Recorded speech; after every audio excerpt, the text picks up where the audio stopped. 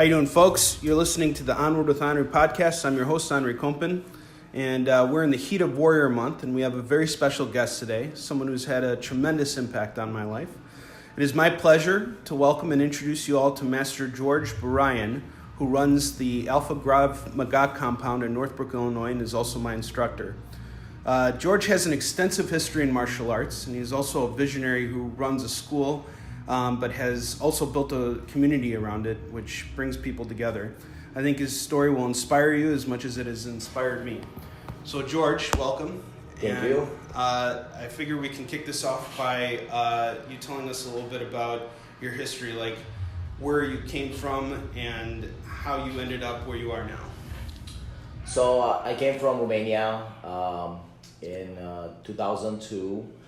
I came to Chicago. That was my second American experience.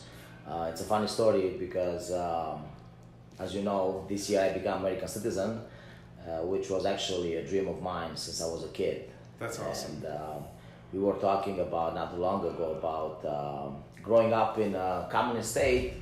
The only show or movie from the Western society, right, was actually an American movie, an American show, which was Dallas, if you remember that one. Dallas. So I remember growing up as a kid from 6 to 7 o'clock every Sunday.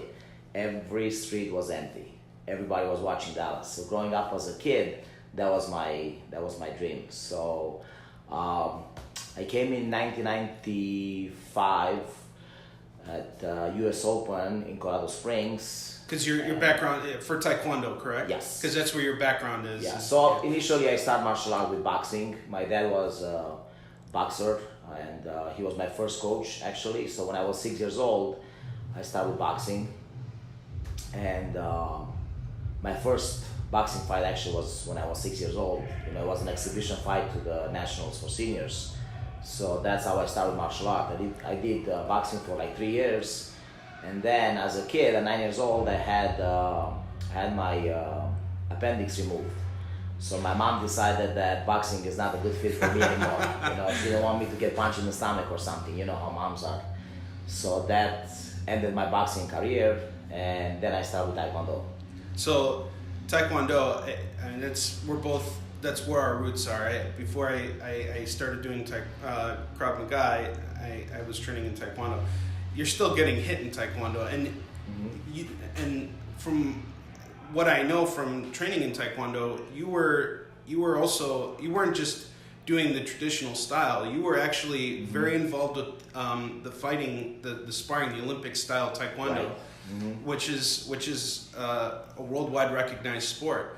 So you got into this now. Your mom stopped worrying about it. Well, she didn't really stop worrying. She just didn't know about it. For many years, my mom didn't know that. My parents, both of them, they didn't know that I was actually into martial arts. And in the communist system, martial art, except judo, was illegal for whatever reason. You know, probably they decided that too much empowerment or too much Oriental influence is not good for the people in the society. So they decided that all the martial arts except judo, because judo at that time, if you remember, was an Olympic sport. So the Eastern European bloc was extremely focused on the Olympic sports. So Olympic sport was extremely important for them. It didn't matter if it was powerlifting, if it was boxing, if it was gymnastics. They were very focused and they were very supportive when it was coming about the Olympic sports. So with that being said, my experience with Taekwondo was actually in a gym that was working under a judo club umbrella. So if militia, that's what it used to be called, the secret police kind of thing, they were showing up, we used to say that this is actually judo, you know what I mean? So that's how my first experience with martial art was. And we actually trained under, at that time Taekwondo was not Olympic, so it was a style called International Taekwondo Federation, which is more similar to the kickboxing, to American kickboxing. And later on, we start doing the Olympic style Taekwondo, which is under the WTF rules and so forth. And because we didn't have too many competitions at that time, we used to compete in any full contact tournament we had available to us, starting with Kyokushin Karate and kickboxing and anything that we could compete in, so we can get a lot of experience. So that was our roots at that time. So it's really interesting that you say this, because like I remember being 20 years old and commuting to the city for work, and back then comics were always such a taboo thing, reading comics in public, you didn't do it. Now it's it's such a different thing because of this cultural phenomenon that has come around it. But let's play off of that. Your roots have always been in finding something, going outside of the norm. From what you're telling me, Taekwondo was not as publicized as it is in America. So you were going into this, you were finding a different way to learn it. And how did that kind of lead you into discovering Krav Maga? So, we always like to train extensively. We never limited to only one aspect of the fight. As you know, Taekwondo focuses a lot in the kicking aspect, and at least for our group at that time that we used to train, our interest was more of a reality-based aspect rather than just the kicking part. So we used to train extensively in other disciplines, and we had people coming up to our gyms and training with them, and we used to travel to other gyms, like I said, just so we get that fighting experience, which led me to Krav Maga. I had experience with 3 Israeli instructors in 1995, and that's how it all started. I traveled to Israel, I traveled to Los Angeles area for training. I recently got my 4th degree black belt in Krav Maga, so I felt like Krav Maga was a system that incorporates everything. Kind of like mixed martial art, but street oriented. Mixed martial art with weapons involved, with multiple attacker involved, and no rules.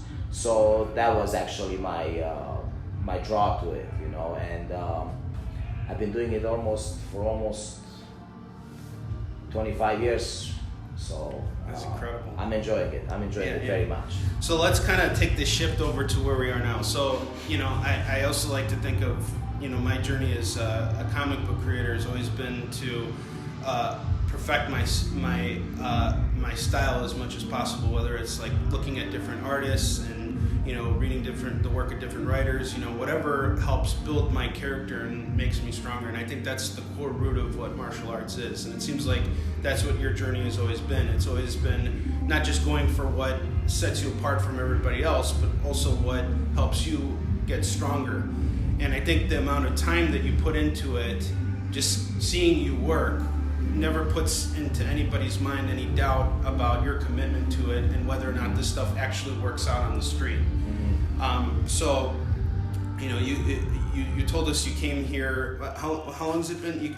When did you come to the U.S.? 2002. So 2002. What was it like coming here as a Romanian immigrant? What were the challenges you faced when you first got here? My challenges was, first of all, I didn't speak English. I only knew a couple of words. Second of all, I didn't know anybody. I didn't have any relatives or anything. I had a good friend of mine who immigrated 3 months before me, so we lived together for a couple of months. And I just had a positive mindset. I had a really good vision. I like to be part of this society which allow you to grow, allow you to fulfill your dreams, and also put a lot of challenges in front of you. But you have the opportunity to grow. So I did all kind of jobs, from construction to moving to bouncer to all kind of things. And in 2002 I also started teaching Taekwondo at the martial arts school in Lincolnwood. And at that time, the people that the school, they haven't heard of Krav Maga, and I was keep on bugging them and about that. And we had an opportunity to travel to Los Angeles for Taekwondo tournament, and I recommended the business owner at that time. I said, listen, let's just go to the National Training Center in LA. They're here, so let's just visit them. So he saw the training facility, he saw the vision that these people they had there, and he fell in love with it. He said, George, we got to do this. I said to him, I've been telling you this for years now, you know, but he had the opportunity to see, so that's how we became licensed. United States, especially at that time, you're not allowed to teach Krav Maga unless you are licensed as a school, as an instructor. So although I was licensed as an instructor, the school that I was teaching at that time was not licensed. So we start getting licensed, we start getting all the papers together, and that's how finally, at the end of 2002, we start teaching actually Krav Maga in Lincolnwood, and it's all starting like that. And you make it sound like it was an overnight process. Even you coming to America and having this vision and seeing the opportunity in front of you, it's not like anything was handed to you. You have worked tirelessly in order to get to where you are now. Mm-hmm. And I think it's incredible because being in Northbrook, having a business set up in this suburb is very difficult. But not only have you set up your school here, but you've built this, like I've said again and again, a community which I'm honored to be a part of. You know, the students that come here, they all are willing to work and help each other out. How have you helped instill that? Like, what is your mindset about, you know, what is this core principle to how you set up this wonderful, you know, community for your students? Atmosphere, I should say, atmosphere. My vision is to create an environment where everybody feels welcome. That's number one.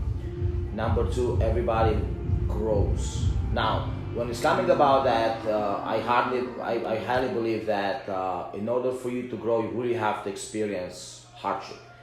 Iron sharpens iron. Yeah, nothing. Exactly. Nothing is handed to But you. it has to be in a positive manner. It has to be in an environment that people feel welcome. There is this misconception that you go to a martial arts school, and regardless of what kind of martial art, what kind of system, and the people think, I'm gonna go there and someone's gonna beat me up. Like Cobra Kai. Exactly, something like that. So we try to create an atmosphere where people feel welcome. From the moment they walk through the door, to the moment they're training in the class, they will be pushed to their limit, but in a positive atmosphere. I hardly believe that the more challenged you are in the class, the better for you. However, if it's a challenge in a negative type of way, people sooner or later they get burned out. And I experienced that with a lot of people who start fighting in the very early ages, and by the time they are 20, 25 years old, they're retired. And they don't want to hear about training, they don't want to hear about, that doesn't matter if it's a martial art or sport, because it was always about, I'm gonna win. And there is nothing more to that. I'm gonna get that gold medal, I'm gonna get that belt, I'm gonna get that first place, I'm gonna get that trophy. And then what? I highly believe that this is a lifelong commitment. It's about growing as an individual, mentally and physically. And it's a lifelong experience. So in order for us to be a lifelong experience, it has to be a positive experience. You have to have an environment where people feel welcome, where people feel they've been pushed, they learn, but they belong. Not only do they belong, they want to keep coming back. Exactly. And that's what brings me and everybody else who trains here back again and again. And it sounds to me like it's sort of like an emulation of the struggles you faced throughout your life. Mm-hmm. It's like you're teaching that lesson to people, because, you know, one thing that, you know, a lot of people kind of, you know, they hear stories like yours, or like, you know, those overnight successes that you know, and then you hear about people who are lucky, who just happen to come across something and then the next day they're billionaires. Mm-hmm. But you know, there's still hard work that comes into it. From how I know you, you're here 7 days a week. even though you've arrived, you haven't arrived. It doesn't mean that you've taken it easy. You work every single day. Do you look at what you do as work, or is it just fun for you? Like, what is your... I heard from somebody once that if you love what you do, you never work a day in your life. So from that perspective, I feel like I never work. It's a passion of mine. It's a passion of mine to help people, to improve people's life. And it's a great satisfaction to see people getting better, getting stronger, achieving their goals, getting into a position where they feel more comfortable within their skin. It's like I said, it's a mental and physical growth, and it has to be together. That's why, like, you know, our logo is, part of our logo is mind, body, soul. Why? Because it has to be a balance between mind, body, and soul.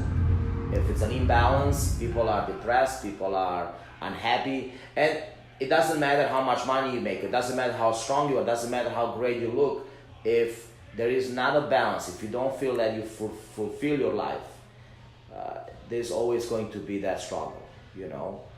So that's my observation, my opinion.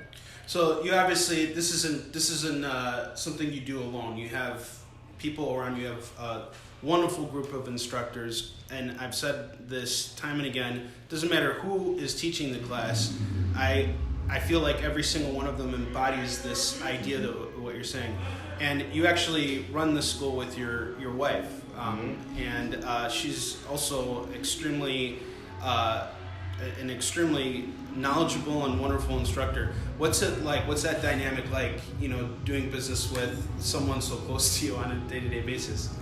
You know, to be honest, I couldn't have done it without her, because when we start the school, I didn't want to be one of those martial arts school where it's about just the head instructor.